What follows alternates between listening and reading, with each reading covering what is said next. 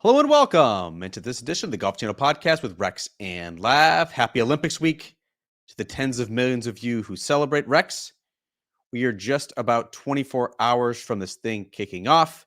You have been in Paris for a couple of days now. What are the vibes like, not just at Le Golf National, but around the city? Around the city, it's fun. We actually went to some swimming events last night, which were in the city. We took the train in, and as George Severicus has pointed out numerous times this week, it's only a 30-minute ride. So it's not bad at all to get into the city. It's fun, and I think it's weird being here because Brad Faxon pointed this out this afternoon on the telecast, that there haven't been fans on property the first 3 days, and so it's sort of had this weird feel to it. I'll be really curious to see what the golf feels like tomorrow. They are anticipating upwards of 30,000 fans a day, which is not too dissimilar from what you see from a major championship or certainly a high-profile event on the PGA Tour. So there certainly should be some liveliness to the proceedings. Le Golf National, we have not seen it in primetime, Rex, like this since the 2018 Ryder Cup. A lot of talk this week about the graduated rough, although it's perhaps not quite as thick as what the Americans encountered in 2018. What are players telling you? What are you observing about the golf course and who that might sort of favor this week for the Olympic competition? I'm actually a little surprised that the rough is thicker than we would have anticipated coming in. We all remember what it looked like in 2018 at the Ryder Cup. It was brutal. Like Thomas Bjorn clearly set that up for his team to their advantage. It worked perfectly as the Europeans rolled to victory. I was not expecting that, just thinking this is an Olympic competition. I don't think the organizers are trying to punish anyone. We also have another event with the women next week, but it is thicker than I would have imagined. Again, Faxon pointed out he had walked the golf course yesterday. The graduated rough is really interesting because you have a segment of it where you can play out of it, not easily, but there will be a penalty, but you can definitely advance the ball to the green. And then sort of the next layer, then it kind of depends on what kind of lie you get. But there's a layer beyond that if you're missing the fairway by 10 or 15 yards, you may not find your ball. So it's still going to put a lot of demand on driving accuracy. Maybe not to the extreme that we saw in Paris back in 2018, but hitting the fairways, hitting the greens. I think Rory pointed out that it's a lot easier to play this golf course from the fairway. So I think whoever is going to sort of lead in that stat would be the first one I would point out. And then I'd go to immediately to the two guys who were heroes here in 2018. And have whatever we want to call them, but Tommy Fleetwood and Francesco Molinari, who is not in the field this week, but Tommy is.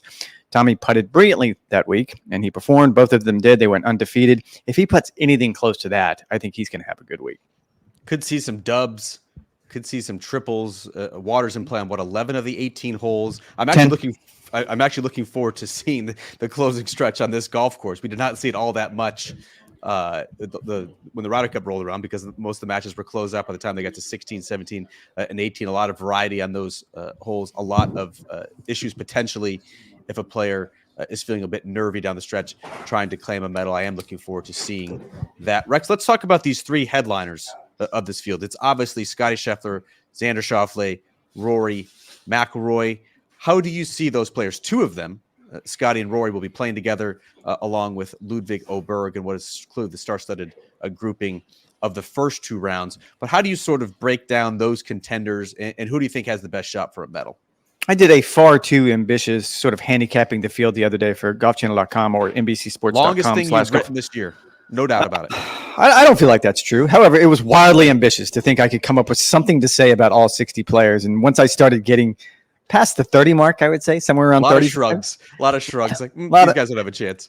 That's right. And the others in this category are yada, yada, yada. However, I will say this starts the way we've started pretty much every podcast, at least before a major championship this year. They're sort of in a category by themselves. And you have to start with Scottie Scheffler. I know he hasn't had the most interesting of weeks coming into this. You look at what he did at the Open Championship. Certainly that finish was disappointing. We still don't know 100% what happened on the 72nd hole with that drive, and he grabbed at his back. Doesn't seem to be an issue this week. Still, all those things. He's in a category by himself. He's won 6 times this year. He does all of the things, as I just pointed out, that you seem to have to do to play this golf course well.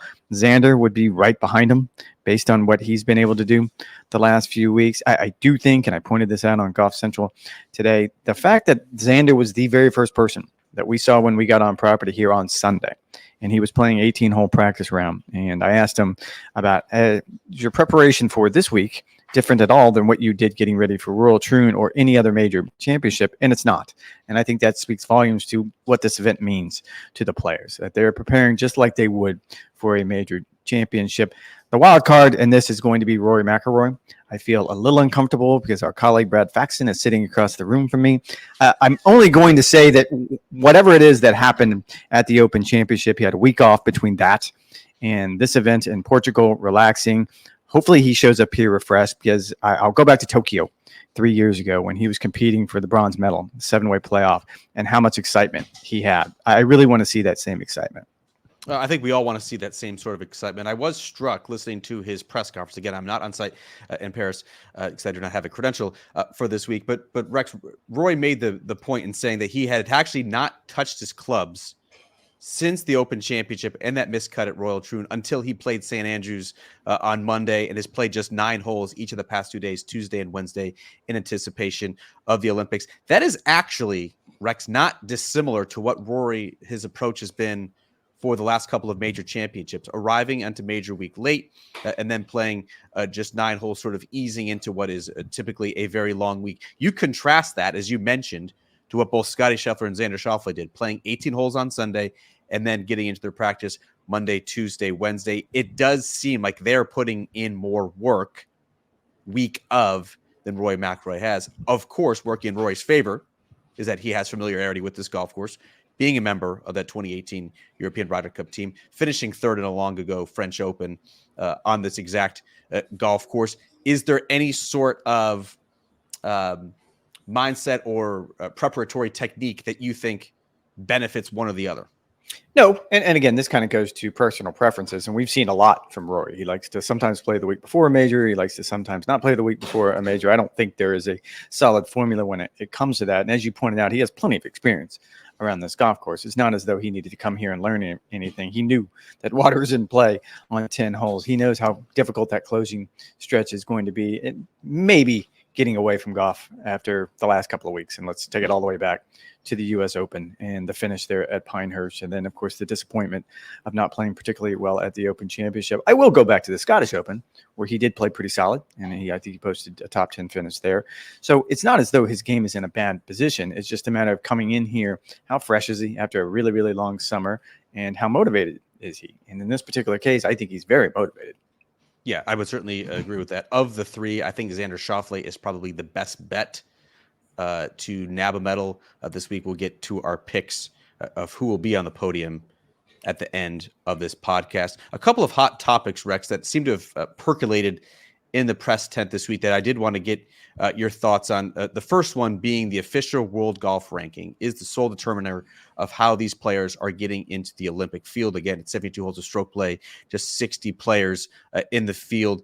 Carlos Ortiz, John Rahm, some other players as well, expressed some disappointment that the OWGR was the only way to get into this. I think you have to take that with a little bit of a grain of salt. Those are live golfers in particular who, while playing on that rival league, do not earn world golf ranking points. Their participation in the Olympics potentially in jeopardy if there is not a solution to that. So I take that with a little bit of grain of salt. But what do you think about how this Olympic field is made up? Should they just rely on the OWGR? Should the countries determine, in those countries alone, determine who is going? Should there be some sort of national qualifier like you see in some of the other Olympic sports? Where do you stand on it?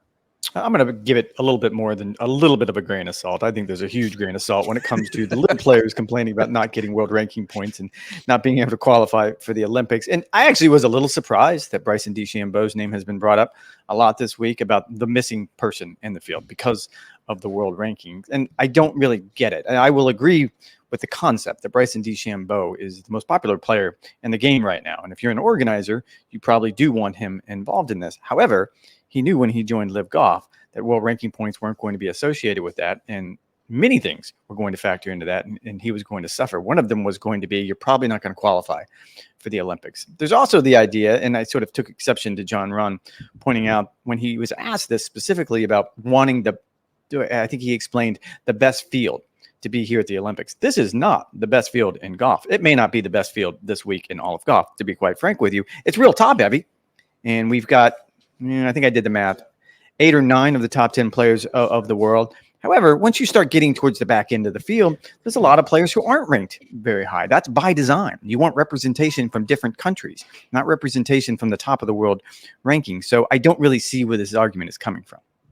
I do see where the argument is coming from, because these players could potentially be excluded from the competition in 4 years' time if there is not some solution. My counter to what Carlos Ortiz is saying, and that they need to have sort of this neutral body within the countries determining it, is that having a supposedly neutral body decide who goes to the Olympics is going to be even more political than what the OWGR has set out to do here. You can ask Sam Burns, who was excluded from a U.S. Walker Cup team. You can ask Keegan Bradley, who was excluded from a U.S. Ryder Cup team. You can even ask Caitlin Clark and Jaylen Brown, who were snubs for Team USA basketball. What happens when you put sort of your fate in the hands of some sort of committee, which has its own biases? I do think there's probably, Rex, a formula that could be come up with, where you're taking the OWGR in sort of concert with Data Golf, which also takes into account live golf results, and you sort of mesh that, and that's what sort of spits out the formula. There is not a obvious solution to this, which I think is probably frustrating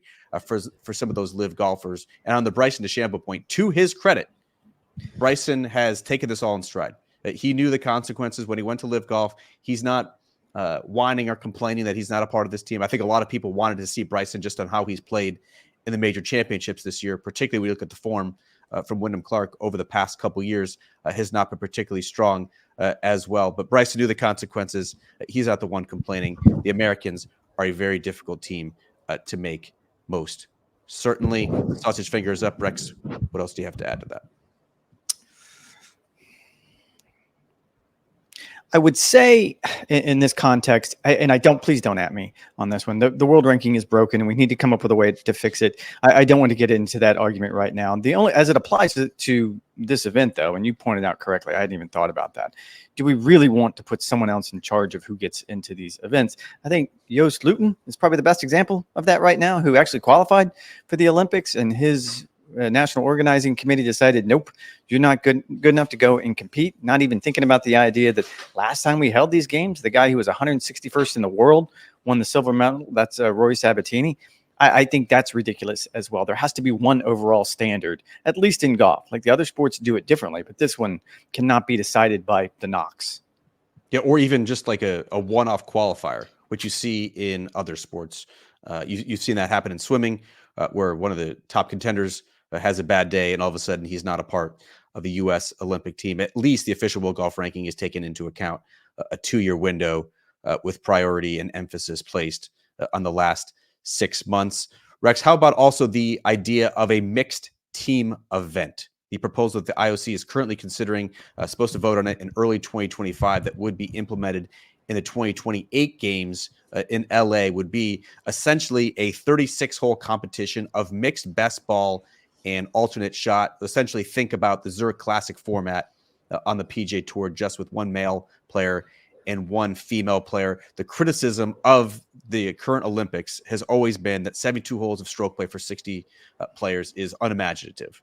The counter to that, of course, is that this is what helped get golf back on the Olympic program, because it is what is familiar to the organizers. What are the players saying? What are you thinking about the potential of adding this mixed team event into the fray for Riviera? I intended to have a conversation on Golf Central with Steve Sands about this, but Steve got nervous and broke into hives and didn't want to dig into this particular subject. So I'm glad you brought it up. I will say I do want to see a team element. And ever since the beginning, I think most people would agree that's pretty much the fun part.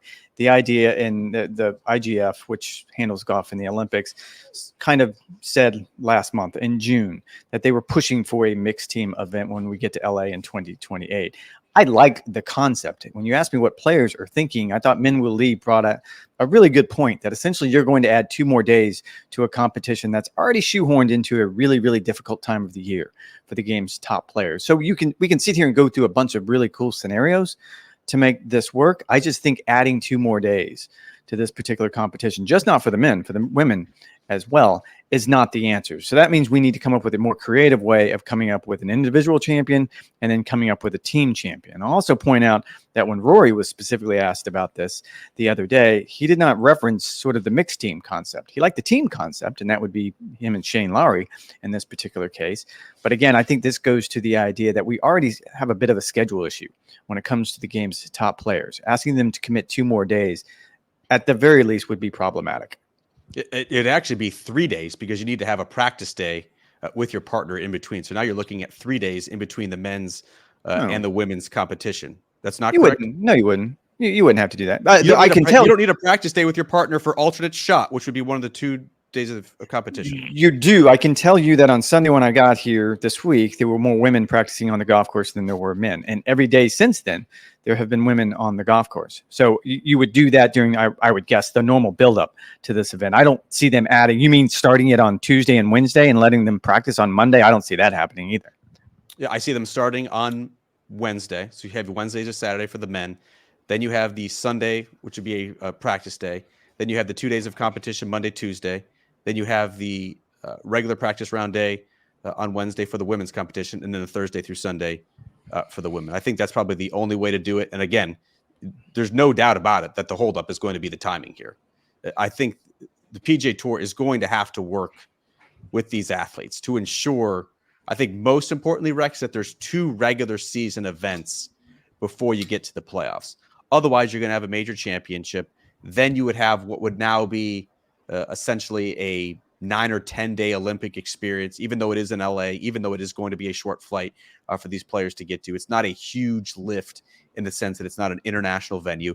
I do get that. But on the back end, after playing so much high stakes golf on the back end of the major season and then the Olympics, you'd love to see the PGA Tour schedule tweaked a little bit to have sort of like a 3M and a Wyndham, a 2-week break for the top players, then heading into the playoffs. Otherwise, that's going to be a lot. And as Xander Schauffele said, you could, quote, lose some guys if the schedule is just too jam-packed. I think that would be a shame, and sort of the same myopic thinking that led to the Rio no-show.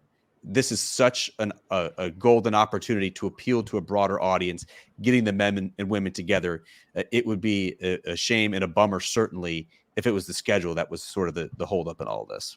No, and I love the concept, but as you pointed out, if we end up taking a step back, I think since Rio, and we've talked a lot about it this week, the ideas among at least the top players is they have bought into this more and more over the years. Certainly what Rory said in Tokyo 3 years ago resonates, that yes, when we first did it, I'm not quite sure how it fell into the game. Now it means something to not just show up at the Olympics, but trying to win a medal, gold or otherwise. I don't think you want to go back to those Rio days where you have players starting to second guess, well, do I really want to do this in the middle of a season? Commit 6 days, 7 days, 8 days, whatever the case may be. And yeah, being in LA in 4 years will make it easier, but that's going to be just one Olympics. We're going to move on from there, and suddenly we're going to start talking about far-flung venues again. I don't see that working, and I don't see the tour rearranging their schedule just to make this work either. I mean, you'd certainly hope so.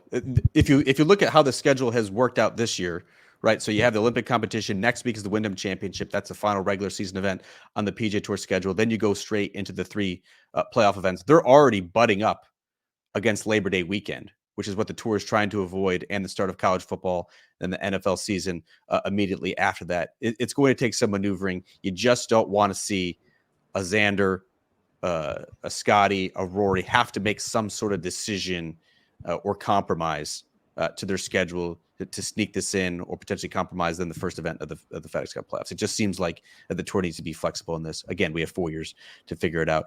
I'm not too stressed about it. I do think I love the idea of this mixed team event, though, to get back to this, Rex, because there's some mouth-watering potential and matchups that you could have. Scottie Scheffler, Nelly Korda, Xander Schauffele, Rose Zhang, Ludwig Oberg, Lynn Grant, Min Woo, and Minjee Lee together would be an amazing team. Corey Connors, Brooke Henderson, and the like. Do players, Rex, do they seem excited about the potential of pairing up with their female counterpart from the country? Oh, absolutely. And I think we saw that last year when they introduced the Grant Thornton, and it's going to be a mixed team event. And that's a silly season event, and it happens later in the year. But yeah, I think all of them would embrace the idea. And we were just watching the pistol shooting, and they have a mixed team competition. I think that adds something to it that can be entertaining and that people would like. And if I'm putting on the other hat from a content provider and working for NBC Sports, which clearly we would love the extra content. It's 2 more days of competition. It's something new. It's something for people to get interested in. I think we would absolutely love that. I just keep coming back to the concept that it is problematic right now without working through the details. All right, Rex, let's get our picks to get on the podium. This has proven to be an unpredictable event. You think about the silver and bronze medalists from Tokyo, CT Pan and Rory Sabatini, 2 players who were ranked outside the top 200 in the official world golf ranking. They were all pretty solid back in 2016 in Rio, all among the top 20 in the world ranking, with Matt Kuchar taking the bronze, Henrik Stenson taking the silver, and Justin Rose, of course, taking the gold medal for the first time that golf was in the Olympics in a century or so. Let's start with the bronze medal. Who's your pick? I think we can go in such a weird direction. I think it was Tom Abbott earlier this week who I had him on, and he said he can imagine a scenario where the Americans sweep the podium, where you would have Scottie, Xander, and Colin Morikawa was the name he put out there, of course, because Colin's playing really well as well. I guess that's possible. Well, it's not even certainly possible. It's certainly possible. I'm not sure it's realistic because it's really, really hard. We've seen that it's a small sample size, but in the first 2 Olympics, it doesn't always seem to follow chalk. Let's say, we're not always getting the world's best players performing at the best. Certainly Xander in Tokyo was an example of that, but I'm not quite sure we can expect that week in and week out. And I'll go back to Rory Sabatini. I'm not quite sure I can find the 161st player in the world who's going to slide into the bronze medal. So I can't really play that game. I think it's going to be, well, you're going to push me on this one. I'm going to go with Jon Rahm, which is kind of tough to say, but we all know how well he's playing right now. The top 10 at the Open Championship, the victory last week at the Live event in England. And I would be shocked if he doesn't medal. So I'll slot him into the bronze.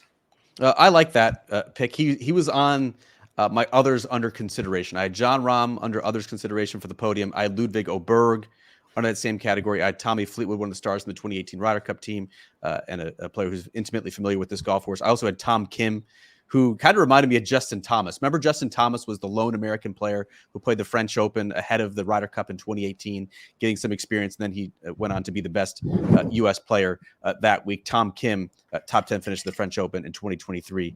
Potentially that experience will benefit him here.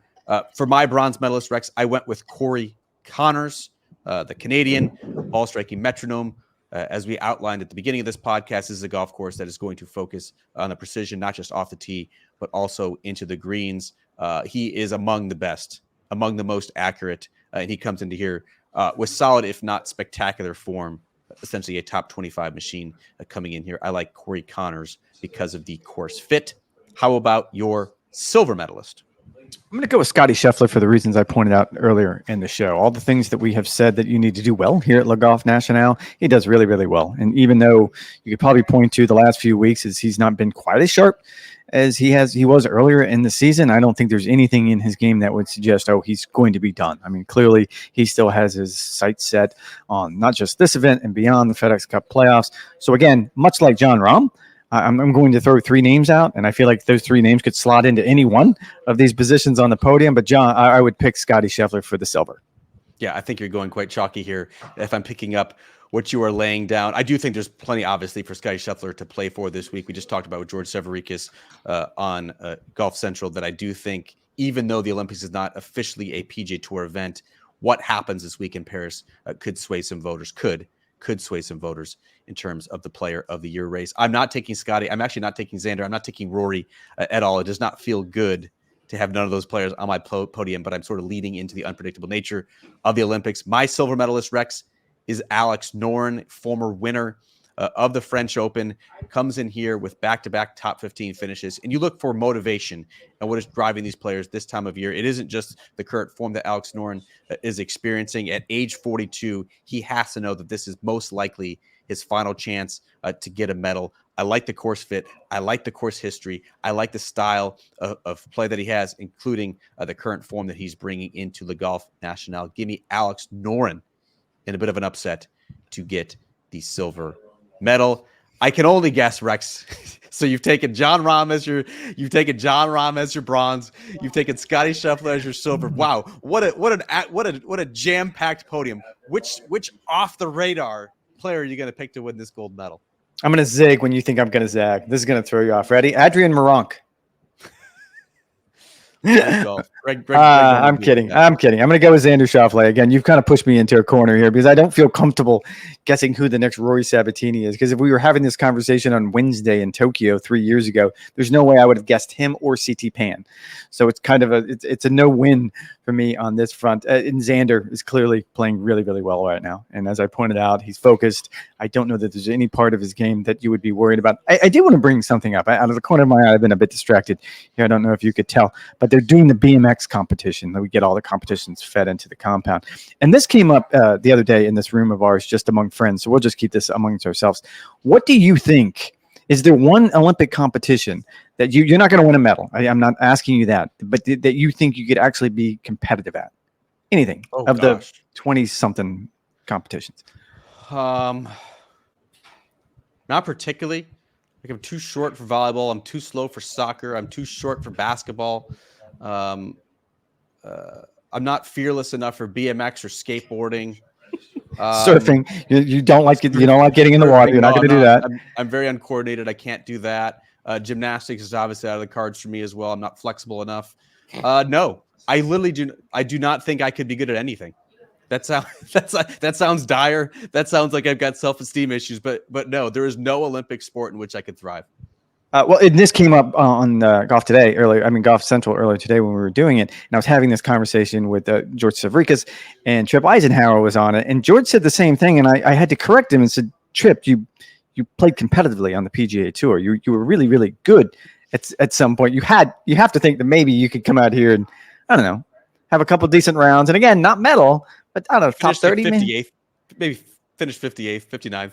Sure, whatever. That's what I'm talking about. Maybe the shooting, and this is why we had started this conversation. Because if I did that, shooting. There was a time in my life. Shooting is not a Olympic sport. Well, whatever it is, it's I don't know what it's called. Here, I'll look it up. It's really not called shooting, but I do get your point that seems like the most attainable. Maybe archery. If one were trained. Archery is too hard. We talked about that. That takes a lot of coordination as well. My 5-year-old is currently in swim lessons, and I'm thinking I'm not even sure I could do a couple laps at a pool, let alone swimming in a triathlon like my 66-year-old father currently does. I mean, fencing. We would just hurt ourselves. I'm going to stab myself before someone else stabs me. I would impale myself, let alone the opponents. Sport climbing. Like I can just keep going through the list here, and I'm not seeing what the shooting is, but you get the idea. Maybe it's the modern pentathlon. That's probably not right. I'm getting this wrong. You guys, please let us know on this front. And there's things we can do. Like I grew up surfing. I could certainly surf. I'm not going to be able to be competitive in the least doing it. It was the shooting that stood out. And the other one that we were thinking, this is why we had the conversation, because we went to the swimming last night. And I don't know, it was the men's 800 freestyle. And I know that for a fact, I cannot do that many laps. It was 16 laps. It's 16. Yeah, up and back. Couldn't do it. Forget about trying to do it quickly. Forget about trying to do it with some sort of pace. Couldn't do it. And then it came down to, it was the 100 freestyle. And they're like, well, surely you can do that. I'm not even quite sure I could do that.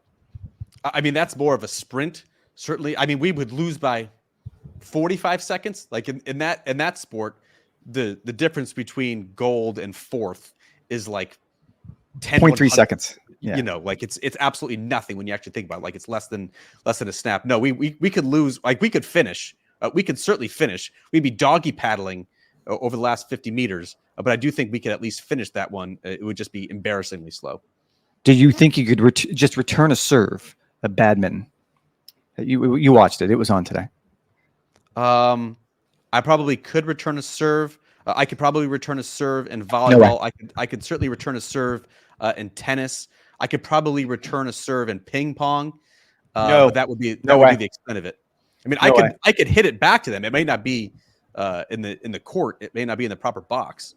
I mean, you could defend yourself if someone hit a ball at you. I could you probably do that. put paddle or racket on ball. Yes, I am confident I could do that. All right, I've digressed enough. These are the conversations we were having. These are the conversations. It sounds like I'm missing, I don't know, a whole lot. I forgot my gold medalist. It is going to be, for me, Colin Morikawa. He has actually quietly, Rex, become one of the most well-rounded players in the PGA Tour this season, inside the top 5 in strokes gained total. That looks at every facet of the game. He's not just, the accurate driver of the golf ball. He's not just a sharpshooter anymore with his irons. He has made enormous strides with his short game and his putting. He has done everything in 2024 except win. What better time than this week at the Olympics, getting a gold medal, redeeming himself for losing in that massive playoff in Tokyo for the bronze medal. All right.